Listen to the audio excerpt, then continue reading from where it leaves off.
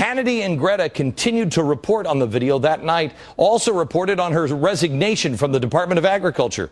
The story continues. Then the NAACP said they were appalled by her comments. Then Shirley practically moved into CNN.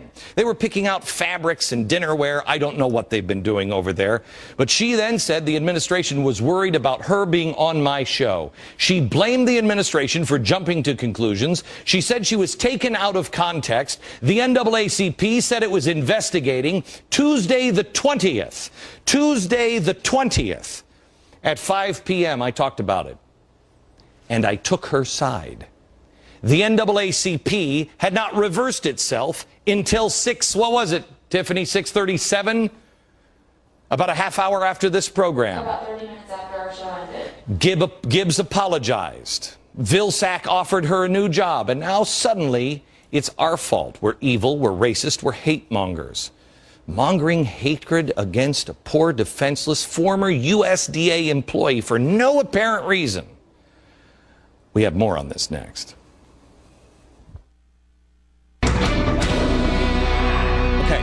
Now, what is the lesson we should have learned from Shirley Sherrod? We should have learned that you don't jump to conclusions, that context matters, and that people can make a mistake 25 years ago, and they can change themselves, and they can be better for it. Change themselves. That's the lesson we should be learning. But no. That's not the message now we're getting from the media. The media is now glorifying Shirley Sherrod. Last night, in one of his typically insane, meandering rants, Keith Olbermann came back, I believe, from vacation. It's weird. It's almost like somebody at the White House said, we need Keith Olbermann to deliver this message, and so he came off vacation. I could be wrong on that. He practically sainted this lady. The ladies on The View said she should be Secretary of Agriculture. Well, why stop there? Why don't we just make her President Sherrod? Or how about Queen Sherrod? Are we not making exactly the same mistake now in the opposite direction? Do the ladies on The View know who she is? Oh, well, wait a minute. We don't really have to know who the president is anymore before we elect him. This whole thing is a setup. Just to let you know, Shirley Sherrod will not return our calls. She is out there calling us racists. But she won't do it to our face. She apparently won't appear on one of the only shows who said she deserved to be heard in full context and stood up for her. This program, I took her side of the story before the transcript came out. Something stinks to high heaven here. Politico reported the White House was praised for its decision, its action initially, and then again, the villain has changed. Somehow it's Fox, who didn't even report on this until after the White House forced her to resign.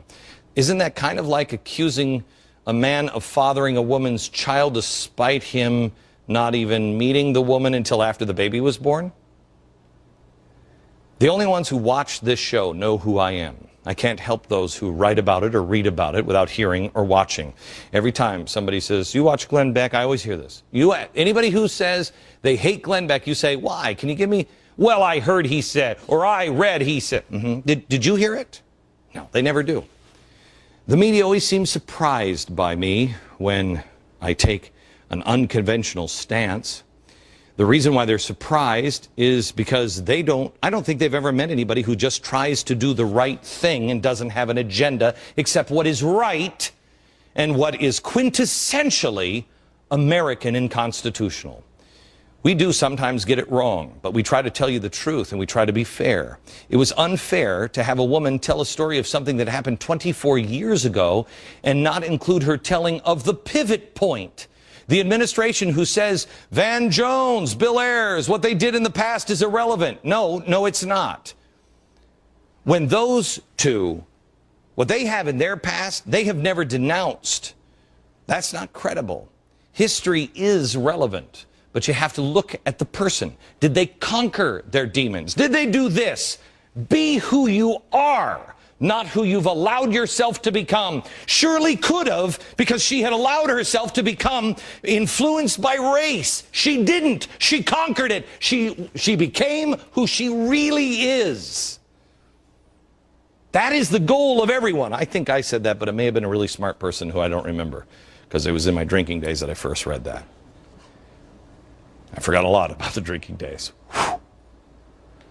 I don't know much about this woman. What I do know is that digging into a person's past to show how bad they are without showing their pivot point, if they have one, is inexcusable. That's why I've been asking, I'd like some questions answered about Van Jones. Where was his pivot point? You see, every human being makes mistakes, sometimes really bad ones. But knowingly taking things out of context is beneath anyone of decency. If we're going to save ourselves, we need to know the truth. We need to know the whole truth. Look, if there's anybody in this audience that doesn't know that I used to be a dirtbag because I was drinking, paging Dr. Daniels, Dr. Jack Daniels, I changed my life. That's important for you to know. And it's important that you know I did something about it. It's important for you to know about Shirley. But the most important thing to know is to know thyself. And there are too many people who don't even know themselves. We stood up for her. And look how they've spun our involvement. Why? Why? That'll be for you to decide. Back in a minute. You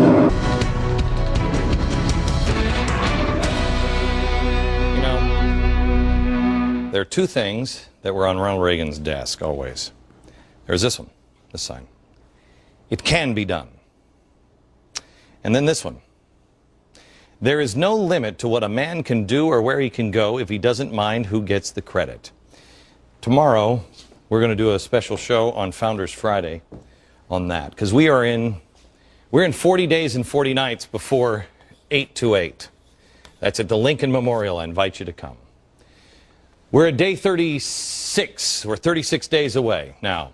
And I asked you, reconnect with truth. Truth. Just told you a minute ago, be who you really are, not who you've allowed yourself to become. So here's what I want you to do. Question with boldness, even the very existence of God, as Thomas Jefferson said. Find out, what is it that you really believe? Why do you believe it? Not why you think you believe it. Don't take anything at face value because I told you, a teacher told you, your mom told you, your wife told you, your husband told you. Find out, what is it you believe? Who am I? Not what others have told you. Not what your family has told you you are. Families sometimes have this way of making you... I was the smelly kid in the family. That's what I was. I'm not so smelly. August. Really?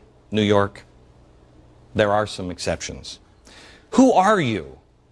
And if you're afraid inside, that's not who you are.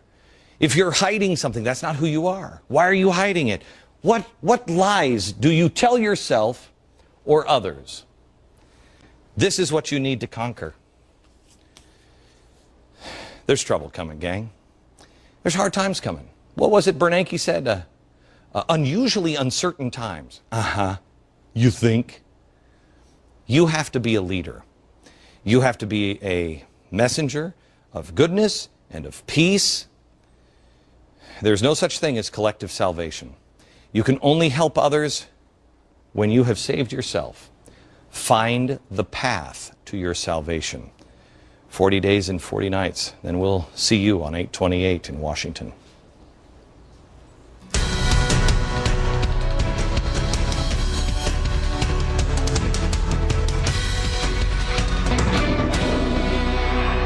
We have had this phone for 1 year, and it just rang during the break. I am on the phone now with Tim Griffin, and we're trying to figure out, can we get it up? We're trying to get it on. Tim, I don't know if we can put you on the air right now, but you're a listener from Blanco, Texas, and you called because, can I show it again, Tiffany? Because we're going to have to change the number, right? Going to have to change the number. I held the phone up like this at one point, and if you look at the bottom, I don't know if you can see it, at the bottom of the phone, it says the phone number. And so we were in the break, and the phone rang, and he said, I pick it up, hello? And Tim said, Is this Mr. Beck? Said, yes. King Obama, is that you? And it was Tim. Tim, you hang on to just a second. I want to thank you for saving us on this, and I'm going to send you something, all right? All right, good. We have an incredible show for you tomorrow, and there will be a new number soon, White House. Don't call this one.